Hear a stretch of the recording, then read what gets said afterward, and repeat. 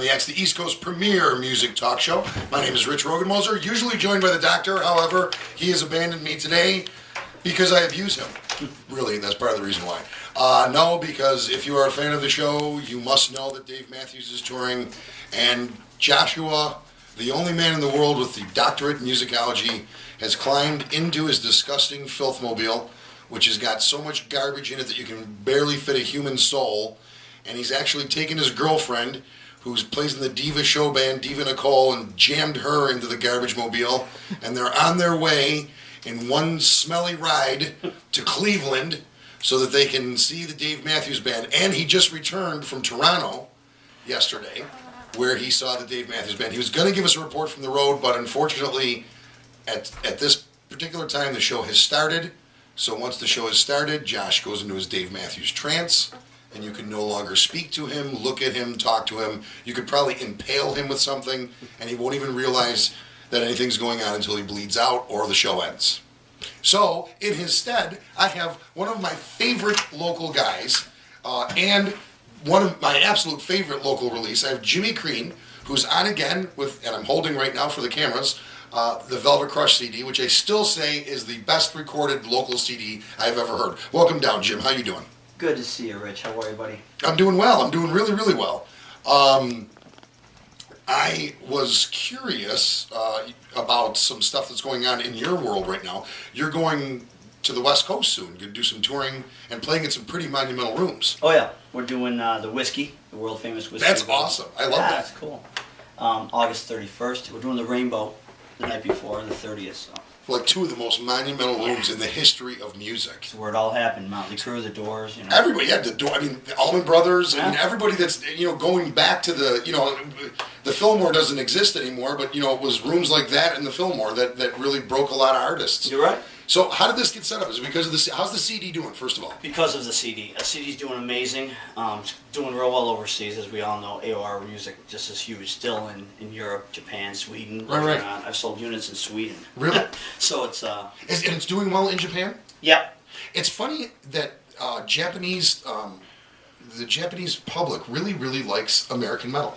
They like it. I mean, they like they're behind the times with music, actually, so, but they love this style of music more so than current music. So. Yeah, it's funny that, the funny thing about the Japanese is I don't know if they're behind the times or if they're just, it's a very traditional culture, right? So then when they get something and it becomes traditional, it just stays. I think they got good taste. Yeah, well, and maybe the next metal takeover of the world is going to start, with the Japanese audiences and spread, Gino McManus was just on. He spends a lot of time in Japan. Mm-hmm. And he was talking about, we were talking about kind of the same thing, that, right. I mean, Sheehan has tremendous success over there still. Huge. He's a god out there. And there's bands that, Venom, Saxon, Slayer, that, always stayed in Japan when they were out of the norm year. Sheehan's got a song on this record. Oh, does he? Yeah, he wrote a song for the record.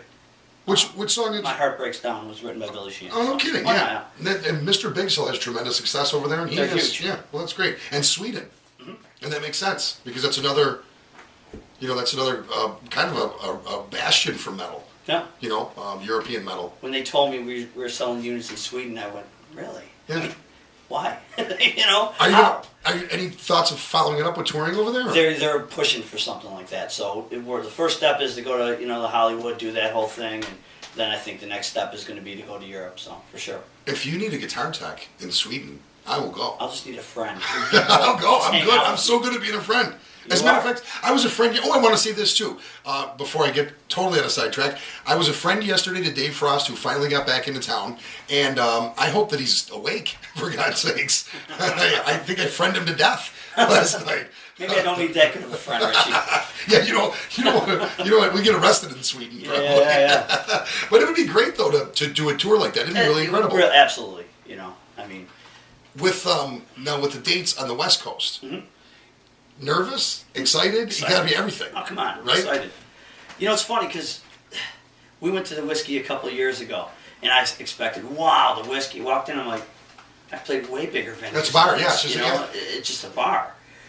But there's nostalgia there, and, so to me, it's just another gig, Yeah, I mean, well, exactly. But I mean, it's going to be cool, and it is just a bar. I mean, It is. When you go to when it used to be CBGB's in New York, it's like, this is just, And I actually played there. I played in the Moors, and that was a big bar back in the day. I've always wondered if people, like say in Toronto, would talk about the Continental, down here, and give this, make They it. did. They loved it. I mean, that was a big thing because a lot of the punk bands came through there. Yeah. So that was a big deal here. So it's kind of the same type of thing, but still there is a nostalgia, and there's an iconic factor that the whiskey and the Rainbow Room have. Very that, cool. I mean, it's exciting. You can be two of the best clubs the most world-renowned clubs in the world. Agreed. And we're doing it, so I can't be more ecstatic. I find it so funny that those rooms are in LA because, in my opinion, LA is the most boring city I've ever seen in my life. See, I'm the totally opposite. I would go to LA and live there. Oh, really? I think it's the most boring city in the. I mean, really? I think there's stuff to do, but I mean, like the bars shut down at like 1 or 2 or something. I love that though. Do you? Going at 8:30, 9 o'clock at night, you're all fired up. Yeah. Yeah, boy. There's going on at midnight is so tough. I'm getting older. Yeah, that's true. Tougher. No, you're right. You're right there. I see what you're saying. Get done at 3, 4 in the morning, man. You're done at 1 o'clock, and you give them a power show. Yeah, come on. That's true. It's a good point. But but like when you go to New York City, you can. I can leave a hotel room at 4 in the morning and go find something to do at New York City, and you just anticipate that Los Angeles would be the same type of vibe. Yeah. And it's not. It's like so. It's reserved. Yeah. I think it's really laid back. I think it's a really. I dig LA, man. I think it's a laid back. Just going there. I like LA too. Well, I mean, you can't argue with the weather. It's perfection. But Venice Beach is great. I love it. We spent a lot of time there in January when we go. It's great. You could come in with whiskey to see us play or what? I would love to. It's in August, right? Yeah.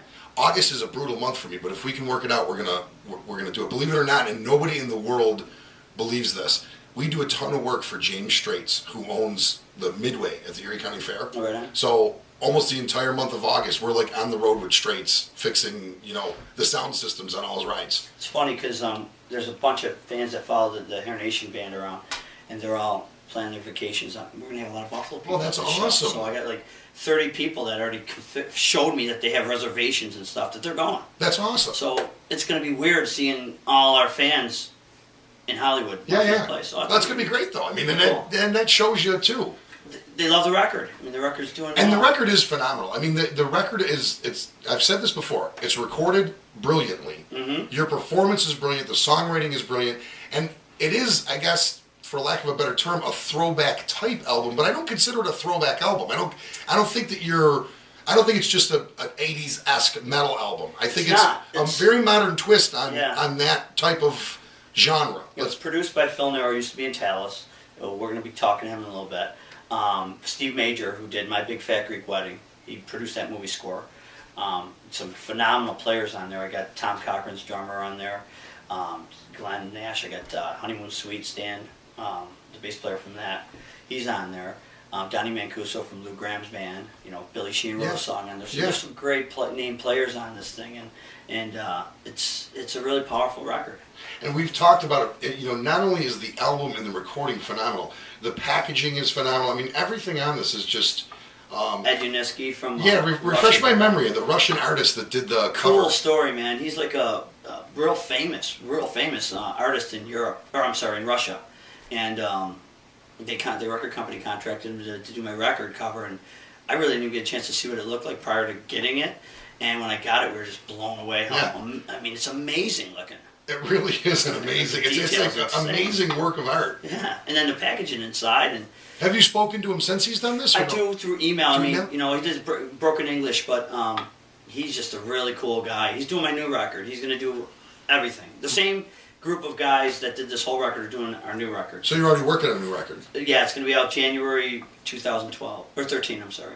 That's excellent. Luckily, we're from Buffalo and we speak broken English too. So speaking of somebody from Russia, Buffalonian. Exactly. So a Russian guy is no problem. We can talk to him. You're right. Is he a fan of? Has he heard the finished product? Is he a fan of the music? He loves the record. I mean, really, that's he raves awesome. about it on his main page, which he, like I said, he's pretty famous in Russia. He really is. Like he does like like we have Harlequin New Romance. Sure. He does all those in Russia. He does all the. It's funny that it does have. It's hard to place the style of art that it is, but it does have, kind of that, novel looking. Yeah. Like not novel as in a joke, novel as in a book. Yeah. It looks like a cover from story or something. Yeah, it really does. I mean, it's just so detailed and it's just amazing. It just truly is amazing. Now tell me about the record company themselves. Are they treating you good? Amazing. Are they dirtbags? Because we got the radio now. We can tell them. We could, but they are amazing. Nick Katana That's is good. the CEO, and he has been so supportive of my record. It's sick how this guy is just really working his tail off to get this record to be heard. You know, you work your tail off on doing a record like this, and then it gets shelved. You don't want that. So you want to make sure that everybody hears it. What happens? It's so much different now. And I moved over to a different company with the radio show. And you and I talked about this because Sure. you actually, thank God we talked about this. You would have gone to the wrong station, Right. you know. Right. But I found it was a better fit working in a smaller place. They program their own station here, but it's really hard to get. It's always been hard to get something on the radio. It's almost impossible anymore to get something on the radio. So what is the avenues for getting records to sell anymore? Things like this, internet, just getting on smaller stations like this, that local stations. I mean, that's the only way to do it now. It's really tough to even put out a record on a label is really hard nowadays. To get signed is really tough. Most bands put out stuff on their independent, which Right. they kind of sell locally at their shows.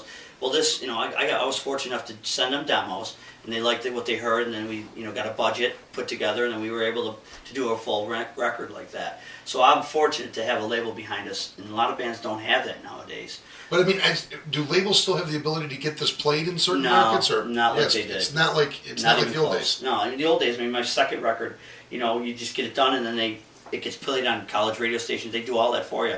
Now it's me doing it. Right. It's tough. Is there any stations in like the local market that's playing this? Yeah, oh yeah, 97 Rock would play it. Let's see, who locally you mean? Yeah, or even like in the state, even regionally. WBNY, I'm going to be on there July 12th. We're going to be doing a live acoustic thing on Oh, that's there. really cool. Yeah, the count. So we get to hear those live, the college stations. But yeah, I mean, in Florida, where the record label's based out of, it's on rotation every day. So every day a song's being played. So that's real cool. That's awesome. And that's how a lot of bands broke in the early 80s, like Bon Jovi. The song Runaway, if you recall I the do remember. story, Yep. it was just going nowhere, and then the local station just kept playing it. Before you know it, we know the rest. It's funny because there's always been a fabled story that that John Bon Jovi was like mopping the floors or That's sweeping. true. That is true. And Springsteen ran across him and said that the gravelly throat's done. Full true story. That is a true story. I always wondered if that was Tony true. Bon Jovi. The record plant. Yeah. Yeah, he owned that, right? Right. Well, that's his uncle, and then he was a producer, and that's exactly a true story. No kidding. So it's weird how things work. Oh my God, yeah. It's music business. You got to believe in yourself too. I mean, that's a hard thing to do. Mm-hmm. I mean, it's really hard to do. It's especially hard when you're an artist, and it's especially hard when you're a musician. I think. I agree. When you're somebody like the guy who painted this cover, it's kind of private, Where when you're a musician, you got to do it. You got to do it in front of people, and find out. There's a million questions every night. Am I any good? Am I really any good? Is this going to work? Is this not going to work? And people don't realize the thought process that even goes into putting a show on. Oh my God, yeah. I mean, how many things you try on stage and then throw it out because that doesn't seem to work at all. And, it's not an easy proposition. Especially songwriting, because you initially start off writing a song that you say, I don't care if anybody likes it, I love it. Then you second guess yourself and Right. say, well, they like it. That's And right. Then the A&R guys listen to it and they say, well, try this. Then when you co-write something, all of a sudden it turns your whole story turns into a different thing. And record companies are notorious for taking a song and changing the whole thing on you. Have you? This guy didn't do that. This company, I gave him a finished product and said, this is it. I'll tell you what. You know? Hold that thought. We're going to go to a commercial break right now. We're going to come back and talk a little bit more. We got some guests we're going to be bringing on the phone, Absolutely. and we're going to listen to a couple full cuts off of this too. Cool. Stick around, folks. More on the other side. Heard it on the app.